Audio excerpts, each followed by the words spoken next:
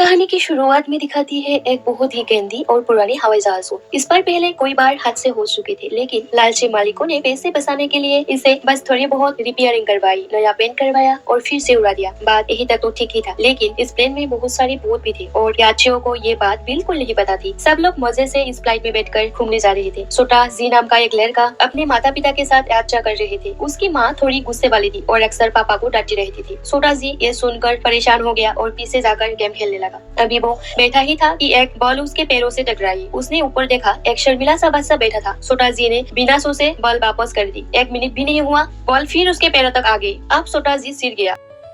उसने कहा, मैं गेम खेल रहा हूँ, बॉल खेलने का समय नहीं है। उसने बॉल को अपने पास वाली खाली सीट में रख दिया और उस बच्चे को मजाक में एक मजेदार चेहरा बना के दिखाया। तभी आक्षी आक्षी एक भिक्षु फ्लाइट में चढ़ गया। अनाउंसमेंट हुआ कि फ्लाइट 5 मिनट में उड़ान भरेगी। छोटा सा जी उधर उधर देखा तो पाया वो बॉल गायब थी। उसने चारों तरफ ध्यान से देखा और हैरान रह गया, क्योंकि जहाज में कोई बच्चा था भी नहीं। इधर बाहर प्लेन की जाँच लगभग पूरी हो चुकी थी। एक कर्मचारी अमन ने जोर की आवाज सुनी और अंदर जाकर देखने लगा। फर्श पर उसे एक प्लेन का पार्ट टूटकर गिरा हुआ मिला। वो उसे उठाने झुका। उस पर पता नहीं था कि पीछे एक भूत चल रहा था। जब वो बाहर निकलना चाहता था तो पता चला दरवाजा अंदर से लॉक हो चुका था। उसने वॉकी टॉकी से एयर होस्टेस को कॉल किया, लेकिन सभी एयर होस्टेस और एयर होस्ट नाच गाना करके यात्रियों का ध्यान बटा रहे हैं, इसलिए कल सुनी ही नहीं और जहाज उड़ान भर गया। अमन भी मजबूरी में प्लेन में ही फंस गया। प्लेन ऊंचाई से पहुंच गया। एयर होस्टेस खाना मारने लगी और कैबिनेट का दरवाजा नहीं खुल रहा था, तो सुनी ने जोर से टेबल दबाई और कैबिनेट खुल गया।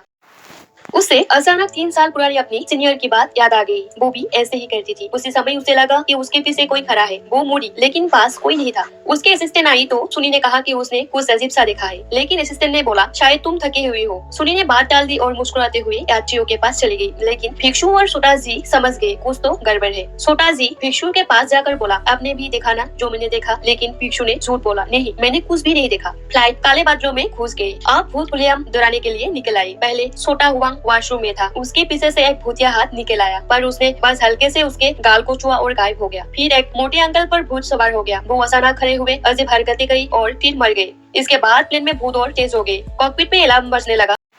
को पायलट नीचे इंजन रूम चेक करने गया और उसे वहाँ अमन मिल गया। अमन को तो बचा लिया, लेकिन को पायलट खुद 2 खतरनाक भूतों से फिर गया और मर गया। वो ऊपर आते आते गायब हो गया, मतलब उसकी आत्मा शरीर छोड़ चुकी थी।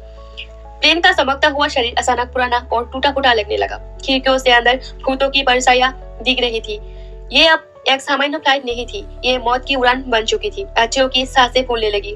कोई लोग ऑक्सीजन की कमी से बेहोश हो गई। छोटा जी को वो बच्चा फिर देखा, लेकिन इस बार उसने बॉल नहीं बल्कि एक काटा हुआ शीर उसकी ओर फेंक दिया। वो तो भ्रम था, क्योंकि अब सब लोग ऑक्सीजन कम होने से भ्रम दिखने लगे थे।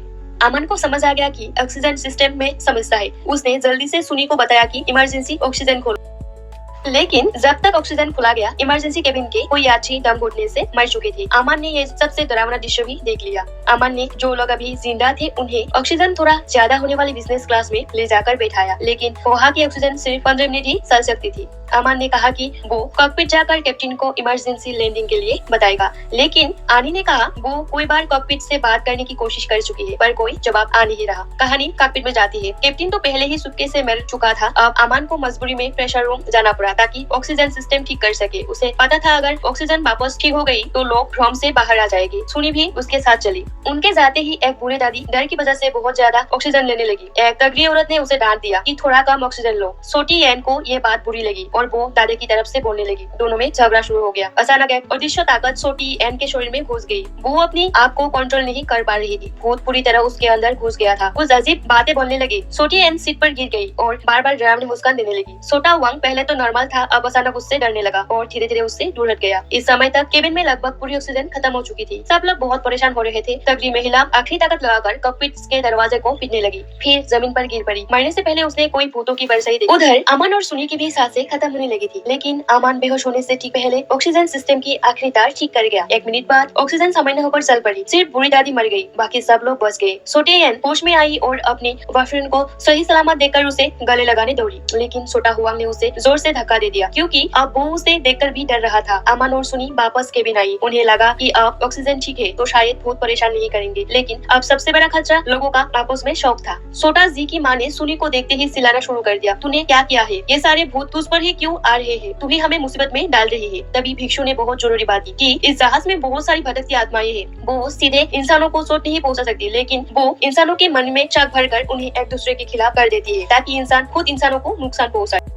भिक्षु ठीक कह रहा था, लेकिन छोटा जी की माँ बहुत जिद्दी थी। वो कुछ भी सुनने को तैयार नहीं थी। वो सुनी को डांटती रही और बोली, तू अकेले पीछे जाकर बैठ, हमसे दूर रहो। अमन ये बर्दाश्त नहीं कर पाया और सुनी के साथ पीछे जाने का फैसला किया। जैसे ही वो लोग अगले हिस्से में पहुंचे, पता चला कि वहाँ जो पहले से यात्री बेहोश पड़े थे वो सब गायब हो चुके थे। वो सोच ही रहे थे कि अचानक डरावनी आवाजें उनकी तरफ बढ़ने लगी। दोनों डरकर वापस लौट आए, लेकिन आवाजें उनके पीछे पीछे आती रही। आवाज रुकी ही थी कि छोटा जी की माँ फिर चिल्लाने लगी, सुनी तू यहाँ मत रह, तू पीछे की तरफ चली जा। अमन ने किसी को नहीं डांटा, बस सोच रहा था कि इलेक्ट्रिक सिस्टम कैसे ठीक करे। तभी वो डरावनी आवाज सीधे उनके बिल्कुल पास आ पहुंची। अब तो छोटा वांग भी परेशान हो गया और सुनी से पूछा, आखिर तूने किया क्या है? सुनी मजबूर होकर अपना पुराना राज बताने लगी। कुछ साल पहले वो एक ऐसे ही भूतिया फ्लैट में थी जहाँ हर कोई मर गया था, सिर्फ वो अकेली बसी थी। बात खत्म होते ही सुनी को समझ आया कि ये नया जहाज दरअसल उसी हादसे वाले पुराने जहाज की मरम्मत करके फिर से बनाया गया है। उसने टॉर्च उठाकर लोहे के दरवाजे पर रोशनी डाली। दरवाजा खून से भरा था और उस पर कोई गहरे नाखूनों के निशान थे, जैसे कोई अंदर घुसने की कोशिश कर रहा हो। तभी उन 3 डरावने भूतों का असली रूप सामने आ गया। सब लोग डरकर भागने लगे। पीछे आते ही सोटियन अचानक गिर गई। उसने अपनी बॉयफ्रेंड को मदद के लिए बुलाया, लेकिन छोटा हुआंग तो उसकी शक्ल से भी डर रहा था। वो भागकर बाथरूम में छिपना चाहता था, पर उसमें एक विदेशी दंपति पहले से छिपे थे। अब कहीं और जगह नहीं थी, तो वो मजबूरी में एन को बचाने लौटा। लेकिन जैसे ही उसने एन को उठाने की कोशिश की, एन ने फिर डरावनी मुस्कान दी क्योंकि भूत फिर से उसके शरीर में घुस गया था। ये देखकर छोटा हुआंग डर के मारे जोर से सांस खींचा। छोटा हुआंग ने डर में आकर अपनी ही गर्लफ्रेंड सोटियन को जोर से पटक कर मार डाला। उसे मारने के बाद भी वो फिर से बाथरूम में छिपने की जगह ढूंढने लगी, लेकिन अब बाथरूम में सुरक्षित नहीं था। खुदकिस्मती से छोटा हुआंग में थोड़ी सी इंसानियत बची थी, इसलिए उसने बाथरूम में छिपी उस महिला की जान बचा ली। सब लोग वापस साथ आए ही थे कि छोटा हुआंग 2 मौतों का पूरा दोष भूतों पर डालने लगा। तभी एक औरत और उसका पति आ गए। उन्होंने कहा कि सुनी को भूतों के हवाले कर दो ताकि सबकी जान बच जाए। किसी ने सुनी की तरफ से कुछ नहीं कहा। छोटा जी की माँ ने कोने में खड़ी अपनी बेटी को देखा और तुरंत उसे पकड़कर सुनी से दूर ले गई, जैसे सुनी कोई अपशगुन हो। लेकिन उसे पता नहीं था कि वो अपनी बेटी नहीं, एक भूत को पकड़कर खींच रही थी। जब वो भूत गायब हुआ, तभी माता पिता को ध्यान आया। छोटा जी कहा गया। पिता उसे ढूंढने जाना चाहता था, पर अमन ने कहा छोटा जी शायद नीचे की तरफ गया है। इसलिए अमन, सुनी, छोटा जी का पिता और छोटा हुआंग सभी नीचे के हिस्से में ढूंढने गए। बाकी लोग ऊपर इंतजार करने लगे। उधर छोटा जी की माँ को गलियारे में एक उसके रोने की आवाज आने लगी। वो ढूंढना चाहती थी, लेकिन डर भी रही थी, तो भिक्षु उसके साथ गया। दोनों धीरे धीरे चलते हुए नीचे पहुंचे और उन्होंने उस दादी को देखा जो पहले मर चुकी थी। वो रास्ते में पड़ी थी। ये देखकर कोई भी डर जाता, लेकिन छोटा जी की माँ ने भिक्षु को आगे जाने के लिए मजबूर किया। भिक्षु बेबस होकर आगे बढ़ा और अचानक वो दादी उठकर उस पर हमला कर दी। छोटा जी की माँ डर के मारे चिल्लाने लगी, लेकिन उसके अंदर का डर अब पागलपन में बदल चुका था। वो रुकने को तैयार नहीं थी। इस बार वो सीधे भिक्षु पर टूट पड़ी। भिक्षु भी जान बचाने के लिए चिल्लाने लगी। शोर सुनकर छोटा वांग और दूसरी औरत बाहर निकले और उन्होंने देखा भिक्षु को मार दिया गया और छोटा जी की माँ बिल्कुल पागल हो चुकी थी। उसके मन पर पूरी तरह शौक और डर का भूत सवार था। अब उससे 2 अच्छे लोग भी भूत दिखाई दे रहे थे। उसने एक बोतल उठाई और फिर एक निर्दोष को मार डाला। छोटा वांग ने सोचा यह रहना खतरा है। वो भागकर नीचे की ओर गया ताकि अमन और बाकी लोगों को बताए। नीचे वाले हिस्से में भी हाल बुरा था। उन्हें छोटा जी नहीं मिला, पर बहुत से भूत धीरे धीरे उनकी तरफ आ रहे थे। अमन ने कहा, घबराओ मत, आंखें बंद करो, डर को मत देखो। डर दिखेगा तो वो तुम्हें नुकसान नहीं पहुंचाएंगे। लेकिन छोटा हुआंग तो बिल्कुल शांत नहीं रह पाया। भूत और करीब आने लगे। अमन चाहे जितना समझाए, छोटा हुआंग घबरा गया। घबराहट में उसे एक कुल्हाड़ी मिल गई। वो चिल्लाने लगा, देखो अब, और मारने को तैयार हो गया। उकसाने की वजह से छोटा हुआंग खुद पर काबू खो बैठा। तभी छोटा वांग ऊपर से नीचे आया। घबराए हुए छोटा हुआंग ने सीधे उसकी तरफ कुल्हाड़ी फेंक दी और एक और इंसान की मौत हो गई। छोटा हुआंग ने 3 लोगों को मार दिया था। अब छोटा हुआंग अपने किए क्या दोष भूतों पर डाल रहा था। सुनी ने कहा, हाँ ये सच है, मेरे पिछले जहाज में भी यही हुआ था। सब लोग डर और शक में एक दूसरे को मारते रहे। फिर उसने कहा, अगर ऐसा ही है तो अमन और छोटा जी के पापा क्यों नहीं मरे? क्योंकि जब मन में बुराई होती है तभी भूत असर करते हैं। अमन ने कहा, भागने से कुछ नहीं होगा, चलो ऊपर वापस चलते हैं। वो लोग ऊपर लौटे तो पूरा केबिन भूतों से भरा था। किसी ने कहा, डरो मत। एक भूत बार बार चिल्लाता रहा, मुझे मार दो, मुझे मार दो। छोटा हुआ घबरा कर आगे भागा, लेकिन सामने एक एयर होस्टेस की भूत खड़ी थी। वो डर गया और अचानक वो भूत उसके बॉडी में घुस गया। छोटा हुआ ने देखा कि उसके सामने कोई भूत नहीं बल्कि छोटा जी की माँ थी। उसी ने उस पर हमला किया था। सबको अब समझ आया कि छोटा जी की माँ पूरी तरह पागल हो चुकी है। सब लोग भागकर पीछे की ओर जाने लगे। उन्हें आखिर छोटा जी मिल गया। वो एक कैबिनेट में छिपकर अपनी जान बचा रहा था। उसकी माँ और बहन ने उसे गले लगा लिया, लेकिन उसी समय छोटा जी की माँ पीछे से आ गई। जब उसने सामने देखा तो उसे अपना पति और बेटी नहीं दिखी, बल्कि बहुत सारे भूत खड़े थे।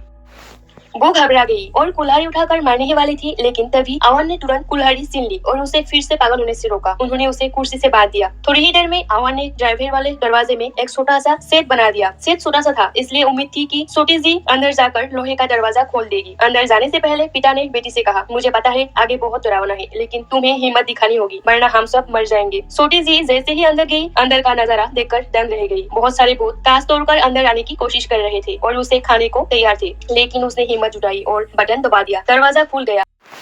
तभी पता नहीं कब उसकी माँ बंद खोलकर आजाद हो गई थी और पीछे से कुल्हाड़ी लेकर उन पर हमला करने दौड़ी। उसी वक्त विमान नियंत्रण खो बैठा। प्लेन नीचे की ओर झुक गया। छोटी सी गिरते गिरते बची, लेकिन माँ होने के नाते उसकी माँ ने तुरंत बेटी को पकड़ लिया और उसे अपने पीछे छुपा लिया। पीछे से सामान तेजी से उनके ओर गिर रहा था। उधर आवान कॉकपिट में जाकर बहुत मेहनत से विमान को फिर से संभाल लेता है। विमान स्थिर हो जाता है। जी की माँ बेहोश हो चुकी थी। सब फिलहाल सुरक्षित है, लेकिन सुनी टूट जाती है। उसे कोई एयर होस्टेस के भूत दिखाई देने लगती है। वो घबराकर बार बार माफ करना कहने लगी है। आवान के पूछने पर वो आखिर अपनी कई सालों की गलती बताती है। कोई साल पहले जब विमान में भूतों वाली घटना हुई थी, जब सब लोग एक दूसरे को मार रहे थे, सुनी खुद कॉकपिट में सीख गई थी। उसने अपनी जान बचाने के लिए रोती गिड़गिड़ाती असिस्टेंट को अंदर नहीं आने दिया और खुद ही उसे मार दिया। उसी वजह से वो भूत उससे बदला लेना चाहते थे।